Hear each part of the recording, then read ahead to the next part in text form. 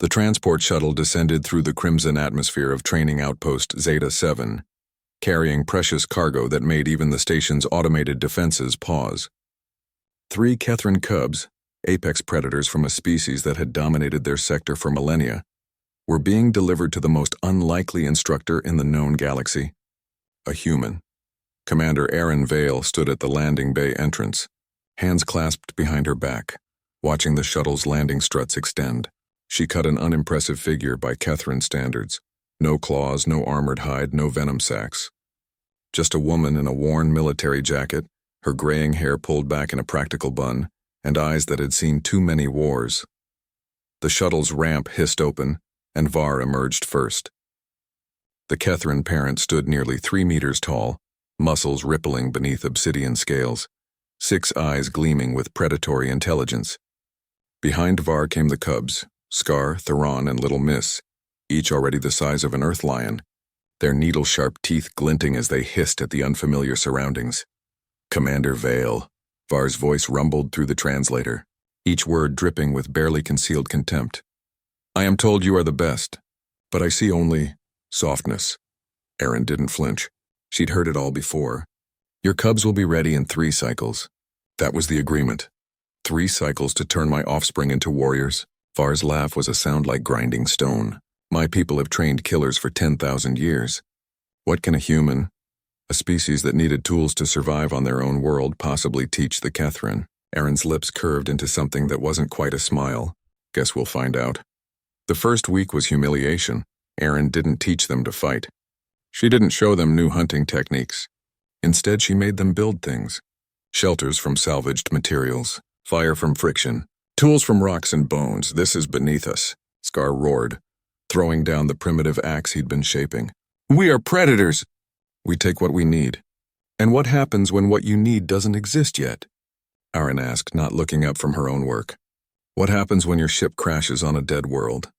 When your weapons fail? When there's nothing to take? The cubs had no answer. On their world, the strong simply took from the weak.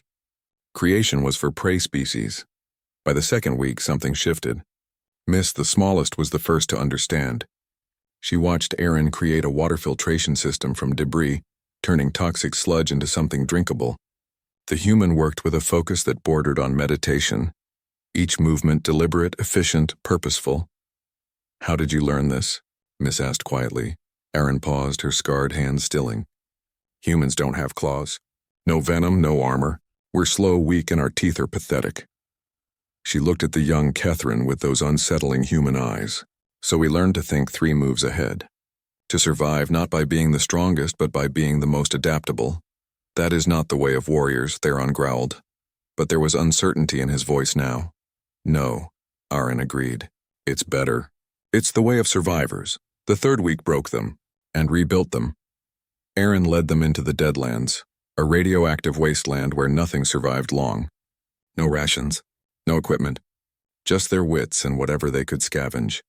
Scar wanted to hunt immediately, to assert dominance over any creature they found. But Erin stopped him with a single raised hand. Think, she said. Before you act, think. What do we need most? Water, shelter, then food. Always in that order. Rush in like a predator and you'll die like prey. For 3 days, they learned. They learned patience, waiting hours for the perfect moment rather than charging blindly. They learned cooperation, not the pack hunting of their species, but true teamwork where each member's unique skills mattered. They learned to assess, adapt, and overcome. They learned to think like humans. On the 3rd night, huddled around a fire, Miss had started using techniques Erin taught them. Theron looked at his teacher with new understanding. Your species survived not despite being weak, but because you were weak. You had to be smarter. Erin nodded slowly. Every human alive is the descendant of ancestors who survived ice ages, plagues, predators, and each other. We're persistence hunters, we don't give up. We're toolmakers, we adapt. And we're stubborn as hell. She poked the fire with a stick. You Kethran are born warriors. But we humans, we're born survivors. And in the long run, survivors always outlast warriors. When the transport shuttle returned on the final day, Var emerged with the same predatory swagger, ready to collect cubs who had surely suffered under this human's bizarre methods. What Var saw made the proud parents' 6 eyes widen in disbelief. The cubs approached in formation. Disciplined, controlled, purposeful. They moved differently now, each step measured and deliberate rather than the aggressive prowl of Kethrin youth. They wore tools of their own making, carried supplies efficiently distributed among them. But it was their eyes that truly shocked Var. The wild, instinctive gleam was still there, but behind it burned something new. Calculation, strategy, patience. What have you done to them? Var breathed, unable to decide if this was triumph or tragedy. Scar stepped forward, his voice steady and confident. She taught us to be more than predators, Father. She taught us to be apex survivors. Miss added, the strongest fang means nothing if the mind behind it cannot adapt. Theron finished. You sent us to learn from a human.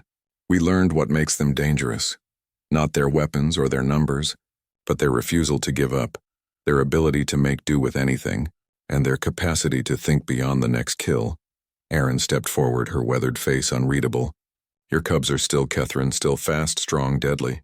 But now there's something more. They can fight with claws or with minds. They can survive in any environment. They can adapt to any challenge. She met Var's multiple eyes without fear. You sent me predators. I'm returning you something the galaxy has never seen before. Kethrin with human minds. Var stood silent for a long moment, pride and unease warring within. Finally, the great predator bowed, a gesture of respect Kethrin's reserved for only the most worthy opponents.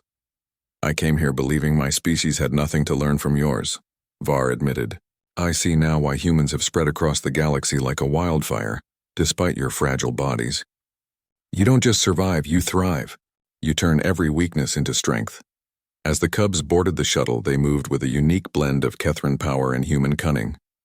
They were something new, a hybrid of instinct and intelligence, of natural weapons and adaptive thinking.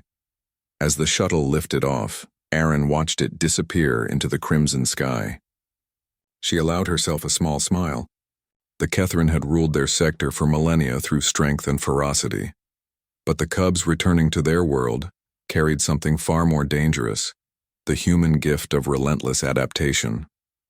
The gift of never giving up, the gift of turning any obstacle into an opportunity. In her mind, Erin could already see it, a future where Kethrin warriors combined their natural advantages with human ingenuity.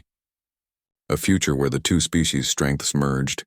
The galaxy wasn't ready for what was coming, but then again, the galaxy had never been ready for humans either. And humanity had thrived anyway, that was the point.